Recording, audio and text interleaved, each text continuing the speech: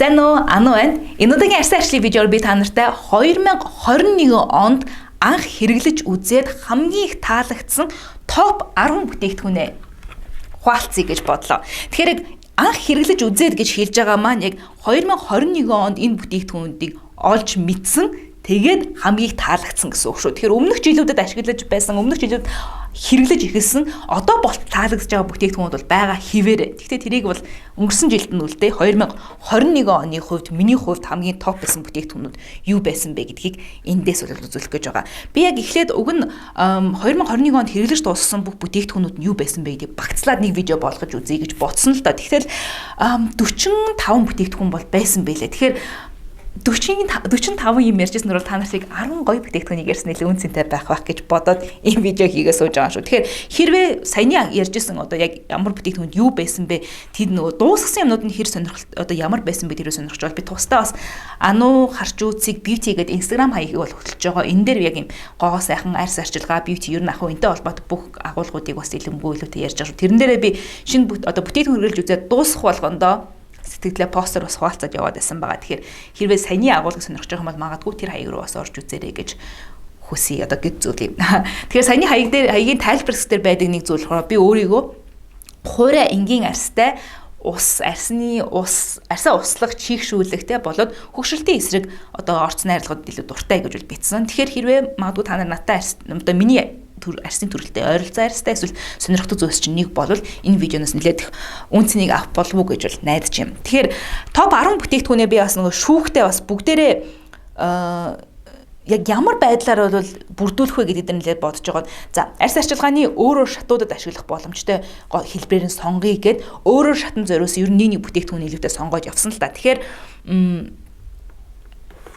юу гэж хэлэх гээд байна. За anyway, шат болгонд ядаж нэг бүтээгдэхүүн байлгах зорилготойгоор ингэж топ 10-ыг бол бүрдүүлсэн юм шүү. За, бүтээгдэхүүнүүд рүүгээ орохоос өмнө энэ дурдах бүх бүтээгдэхүүнд би видеонд ор тайлбар хэсэгт бол холбоод өгчихсөн байгаа. Дотоод болон гадаадаас авах ямар холбоосууд байдггүй тэдгэрийг нь бол оруулчихсан байгаа. Заримуудыг нь бол бүр хямдралтай үнээр авах боломжтой мэдээллийг ч гэсэндээ багтаачихсан байгаа шүү. Тэгэхээр хэрвээ та нарын сонирхлыг татсан ямар нэгэн зүйл гарч ирсэн бол видеонд дотлын тайлбар хэсгийг ороод нэгэд холбоос руу ороорой. Нэмээд бас нөө тэр хямдралтайгаар авах боломжийг гэсэндээ ашиглаарай. Хэрвээ авахар шийдэх юм бол мэдээж албагүй л дээ. За тэгэхээр арьс арчилгаанд бол хэрэглэх зөв дарааллын дагуу бас нөгөө бүтээгдэхүүнүүдийг сонгоцсон юм биш. Яг тэр дарааллаараа хэдүүлээ ярилцааж явъя. Тэгэхээр хамгийн ихнийх бол double cleansing буюу давхар цэвэрлэгээ. Ингэхдээ тосон суурьтай цэвэрлэгээний шатнд ашиглаж байсан бүтээгдэхүүнүүдээс бол энэ. Энэ бол Round Lab branding 1025 Doctor Cleansing Oil. Арьсыг цэвэрлэх зорилготой миний ашиглаж байсан бүтээгдэхүүнүүд дундаас энэ бол хамгийн шингэн тоснуудынх нь нэг.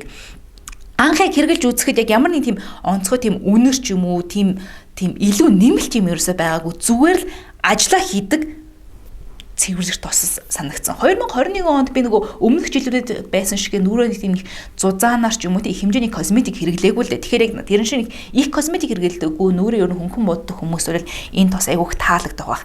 Нэмээд нүүрэндээ ингээд гоё массажлж өгөөд бүх будагч юм уу орчны бохирдол нарны тос косметик эрэгтэйчүүд ч гэсэн нэг косметик хэрэглэхгүйгээр энэ тосыг нарны тос ашиглахын тулд нарны тосоо арилгахын тулд ашиглаж болно шүү дээ.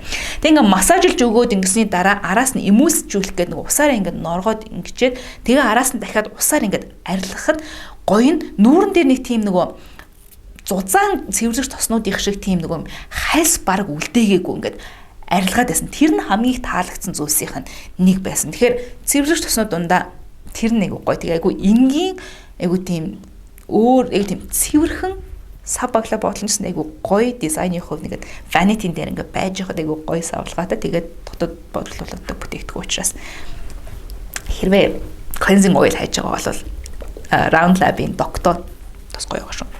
За тэгвэл double cleansing-ийн 2 дахь шат бол усан суурьтай цэвэрлэгч гэж хэлдэг. Миний хувьд энэ категори дээр бол Rovectin брендийн conditioning cleanser-ыг бол сонгоавлаа. Энэ бас яг айгүй тийм шинхэн бүтээгдэхүүн л дээ. Тэгэхээр миний хувьд яг ийм бүтэн ийм памп биш юм хагас пампыг одоо ингэ бүтэн энийг ингээд доош нь бүтэн дарахгүйгээр ийм хагасаар нь бол ашиглаж чад нүүрэн дээр бол хангалттай байдаг.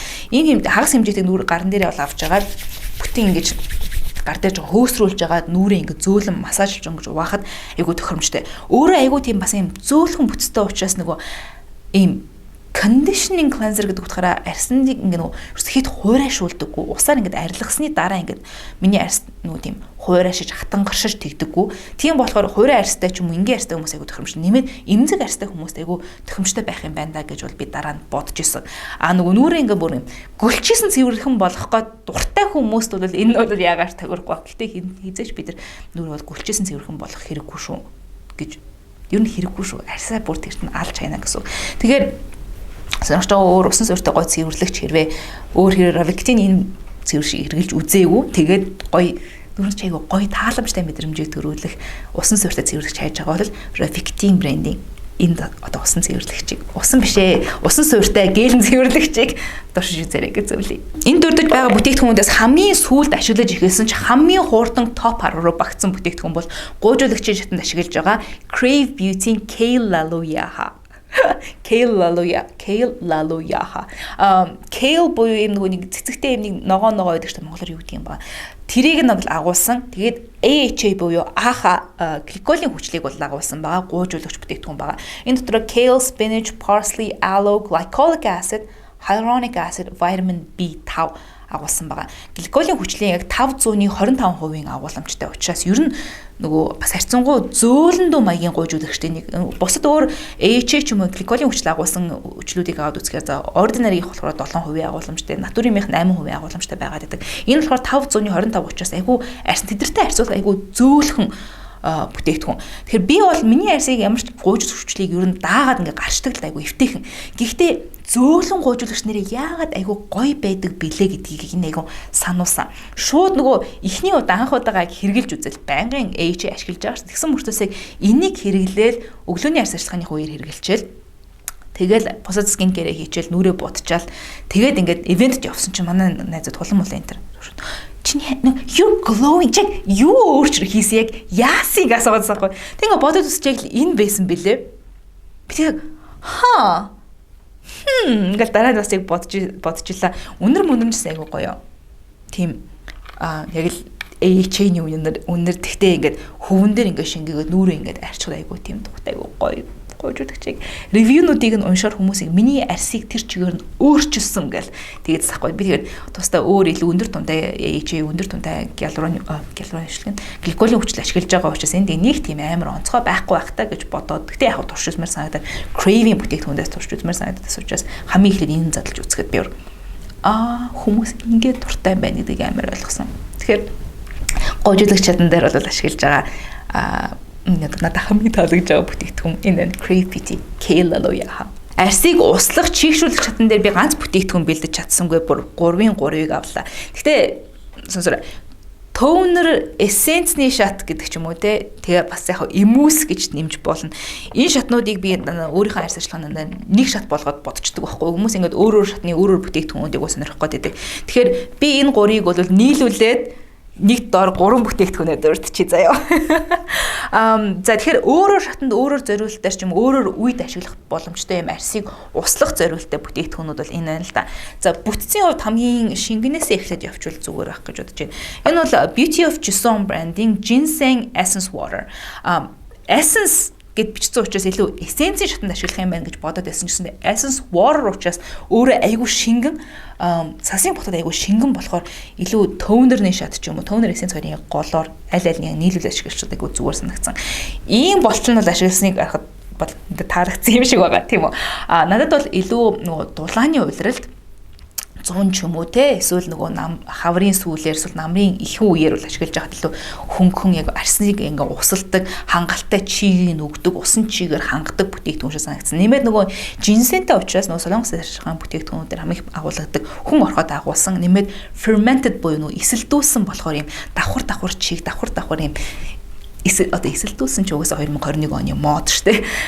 Тэрийг оолцсон учраас надад энэ айгуу таалагдсан. Тэгээд хангалттай миний арсанд бол юм чи өгөөд байгаа санагдсан л да. Гэхдээ хэдүүгээр essence water гэж байгаа ч гэсэн нэг юм нэг тийм баг таг ус шиг бас ус биш. Гэхдээ нөгөө тийм лосьон шиг тийм бол өтгөндөө бол биш байгаад байгаа юм. Тэгэхээр ginseng root water гэдэг нөгөө нэг хүн орхойдоо үндэсний одоо ус хийлд үнцийг дэвтээсэн усны 80% агууламжтай нэмээд гой нэг од орцсон ниацинамид агуулсан. Ниацинамидын 2% агууламжтай яг серумүүдэд агуулдаг 5, 10, 12 те тэр хувь хэмжээс бага хувьтай ч гэсэндээ айгүй энгийн байдлаар айгүй маш бага хэмжээгээр ниацинамидыг арчилгааныхаа шатууданд хэрвээ нэвтрүүлж үзье гэж байгаа бол магадгүй энэ сонирхолтой байж магадгүй. За энэ рүү оръё. Энэ бол Round Lab branding soybean nourishing toner.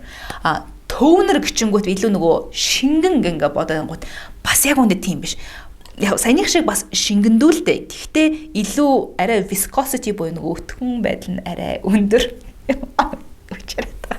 Soybean буюу хар буурцагны одоо агуулмжтай арсынд тэжээл өгөх зорилттой тонер. Миний хувьд яг шууд эссенцний зорилгоор баг бас дулааны уйлралт те тэгээд ашиглаж исэн. Тэнгүүт яг таг 100 болол надад миний арсан дээр хуурай энгинд барьсан юм шиг. Миний арсан дээр бол жоохон хүндэж ил яг 100 ашиглахад. Тэгэхээр илүү жоохон сэрүү ороод эхэлсэн те намрын их үеэр те хавар ч юм уу те тэр үеэр ашиглаад илүү тохиромжтой санагдсан. Би яг энэний яг энэ Round Lab-ийн энэ soybean toner-ны тухай энэ лайныхын тухай тоос нарны тостаа та тэдгээрийн тухай хийжсэн ревю видео бас видеоны дээр картекс толбочих. Тийшээ орд үзэх юм бол илүү дэлгэрэнгүй мэдээлэл байгаа шүү. Олон юм ярьж байгаа. Тэгэхээр товчхондоо бол тийм байна.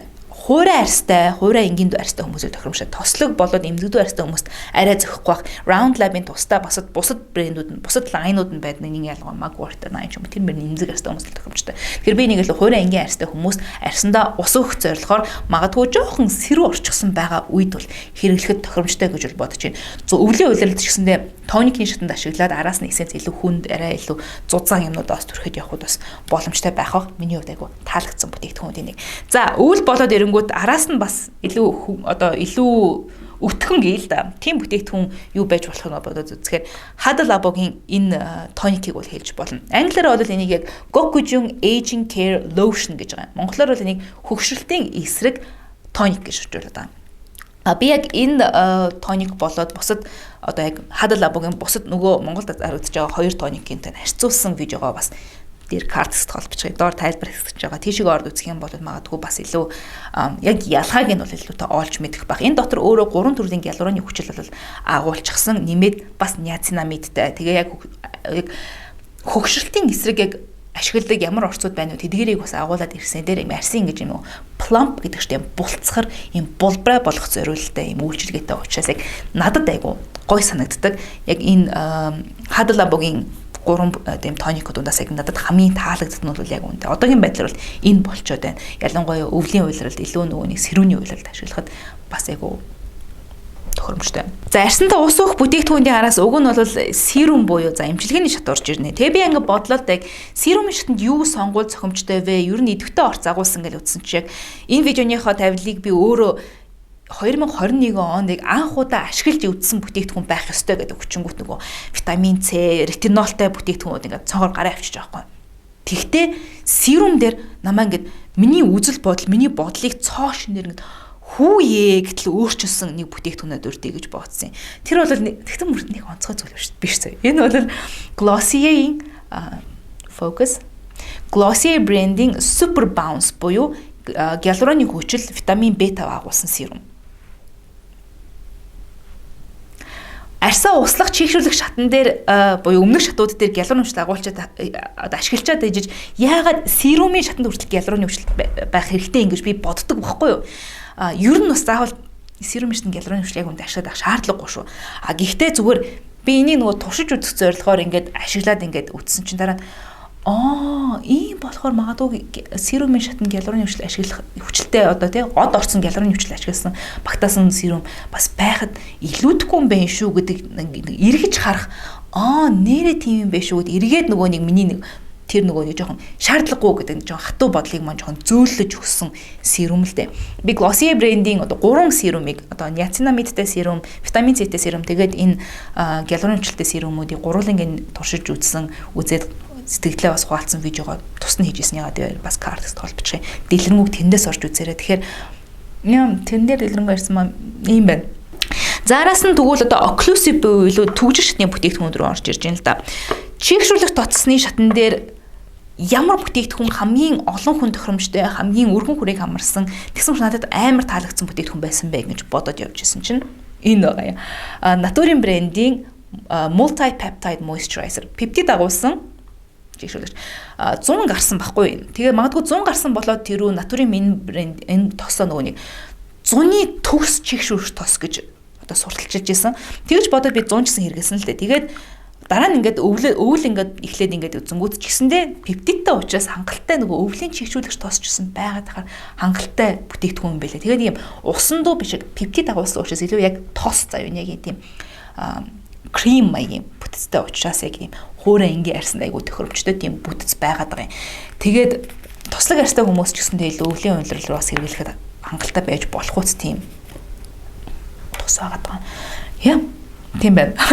Би яг натурын брендинг бүтээгдэхүүнүүдийг хэрэглэж үзсэн 3 дахь ревю видео байна. Тэрэн дээрээ бас энэ дийлэрэнгүй ярьсан байгаа. Дээр картад багтчихгүй дээр карт дахиад олбчихъя. Тэгээ бас видеодоор тайлбарлах болчихсон байна. Тэрэн дээрээ бас дийлэрэнгүй ярьсан байгаа. За араас нь өглөө болон оройн арьс ашиглагын үеэр би сая чигшүүрч тосын дараа 2 өөр бүтээгдэхүүн ашигладаг л да. Энийг нь өглөө, энийг нь орой. За өглөөгөөс эхлэе. Өглөөний үеэр бол хүн болон мэдж байгаа. Нарны тос. Арьс ашиглагын хамгийн чухал магадгүй шат нь бол нараас хамгаалах тос. За энэ бол Round Lab branding Birch Juice Moisturizing Sunscreen SPF 50 нэмэх PA 4 нэмэхтэй. Oh my god. Зүгээр миний хэрэгэлж үзсэн хамгийн гоё нарны тос. Oh my god. Нөгөө 2021 онд билүү 20 оны сүүлээс ч эхэллээ нөгөө нэг Солонгос арьс ашиглагын бүтээгдэхүүн Солонгос брэндүүдийн нарны тосыг тойрсон скандал өрнөсөн шүү дээ. Тэгэд тэрийг бол давж гарсан тос байхгүй ерөөсөө яг энэ хамгаалтын фактортай яг нийцчихсэн хамгийн ихний тос. Тэгээд хөөх ямар гоё юм бэ гэл ингээд хэрэглээд байж итэл дараас нь бас бусад өөр нөгөө бүр англи хэл дээр айгуу тийм маш олон хэдэн сая subscriberтай YouTube руу хүртэл бүр энийг ингээд гайхаад ямар гоё тос вэ ингээд ихэд эхлэнгүүт надад амар таалагдаад байгаа ч гэсэндээ агуусаа аргагүй л байсан юм байна гэдэг би өөрөө тэрэндээ бүр урам аваад ингээд явцсан. Энэ миний яг хэрэгэлсэн 2 дахь tube хэрэглээд дотоод баг дууссан жаа. За тэгвэл орой арьс арчилгааны хувьд чигшүүрэгч тосоод хөрж дуусныхаа дараа заримдаа надад зүгээр нэг жоохон гэдэг нэг юм жоох ингээ юм нэмчмээр санагдаж штэ. Тэгэх юм бол нөгөө нүүрний шингэн тос те facial oil хэрэгэлдэг байхгүй юу? Тэрэн дээр миний хувьд энэ удаад Rovictin branding Skin Barrier Facial Oil нэг зөвлөе. Яг үндэ би нэг тийм facial oil нэг хэрэглээд байдаг хүн биш л дээ. Хэдий нөгөө хуурай ингийн дүү арьстай ч гэсэндээ надад нэг тийм oil заавал байх ёстой шат шиг нөгөө заавал байх шат шиг санагддаг. Гэхдээ байхад гоё тийм шат байдаг байхгүй. Тэгэхэд ер нь facial oil-нуудын нэг төвөгтэй юм нөгөө нэг аюух нөгөө нэг essential oil агуулсан байдаг учраас би нөгөө essential oil их хэмжээгээр нүрэн дээр төрөх дургу ер нь бол тийм зөв шийдэл гэж би боддог. Essential oil их хэмжээгээр хэрэглэх. Тийм болохоор нөгөө oil-наас цухтаад байдаг. Гэхдээ энэ яг нөгөө Rovictin-ийн энэ тосууд яг миний яг тэр одоо нөгөө зөрчлөлийг маань ингээд нөгөө зөөлөж өгсөн байгаа бас тосууд нэг. Дотроо нөгөө neroli oil гэдэг юм гол од орцсон тэр neroli oil-ийнхэн тийм үнэртэй. Гэхдээ нөгөө тийм сингэнсэн дүү тийм гашиг үнэртэй бол биш. Тэгтээ тийм тухтай, тийм тааламжтай үнэртэй байна. Тэгээ би нүүрэн дээр хүмүүс нөгөө ихтрүүлэн хэрэглээд ээж магадгүй юм байлээ. Ингээд нөгөө нэг юм dropper бүтэн ингээд сорж авангуудаа тэр чигээр нүүрэн дээр хэрэглэчих юм бол ихтдэг. Надад бол нэг юм талаас бах ч юм уу те яг тухайн өдөр яг хэр хэмжээгээр хэрэглэнэ тэр хэмжээгээр ингээд аваад нүүрэн дээр ингээд нөгөө дарж шингэх байдлаар түрхдэг л дээ. Тэгээд дараа нэг тийм надад тийм гоё тансаг тийм glazed donut гэдэг юм а дээр гоё крем төрөгцсөн нарийн цагирган боов шиг тийм мэдрэмж авдаг. Хуурай тослог арьстай хүмүүс тийм мэдрэмж гоё шүү заяа. Тослог одоо батга гардаг арьстай хүмүүс гайхчих магадгүй. Хуурай тослог арьстай хүмүүс бол тийм мэдрэмж айгу. Йоо гэсэн амар гоё мэдрэмж авдаг. За тийм байх. Тэгэхээр Rovictin-ийн Barrier Repair Facial Oil. За тэгэхээр 2021 онд анх удаа ашиглаж үзээд таалагдсан бүтээгдэхүүнүүдээс топ 10-ыг нь тарт гаалцлаа. Бүх бүтээгдэхүүнүүдийг нь би видеонд тайлбарлаж холбочихсон ба хэрвээ та нарт магадгүй та нарын сонирхлыг татсан зүйл байх юм бол орж үзээрэй. Дахиад цаашаа дэлгэрэнгүй хужимшаарай. Бусад өөр илүү дэлгэрэнгүй хүнсэн илүү ревю видеонууд дээр бас дурдсан байгаа видеонууд руу сонирхсан бүтээгдэхүүнүүд тэр ревю видео руу бас орж үзэж судлаарай гэж зөвлөе. Видео таалагдсан гэж найдаж байна гэсэн бол лайк дараарай. За мөн та нар өөрсдийнхөө 2021 онд хэрэгжилж үзээд анх удаа шинээр хэрэгжилж үзээд хамгийн таалагдсан ямар бүтээгдэхүүн байсан бэ? Тэдгээрийг өөрийнхөө арьсныхаа төрөл консернтэй сонирхол тэднэрийнхээ хамтаар видеодор комментэр үлдээгээрээ хэдүүлээ. Энэ видео дууссан гэсэндээ коммент хэсэгт яриагаа өөрчлүүлээ. Миний суугт хэрвээ subscribe хийгээгүй байгаа бол энэ дор байгаа subscribe гэсэн товчийг дараад хажуухан монхыг дарчих юм бол намайг шинээр видео оруулах болгоно notification очиж байх болно шүү. Хамт байсан баярлалаа. Дараагийн видеоор тун утгагүй эргээд уулзъя. Bye.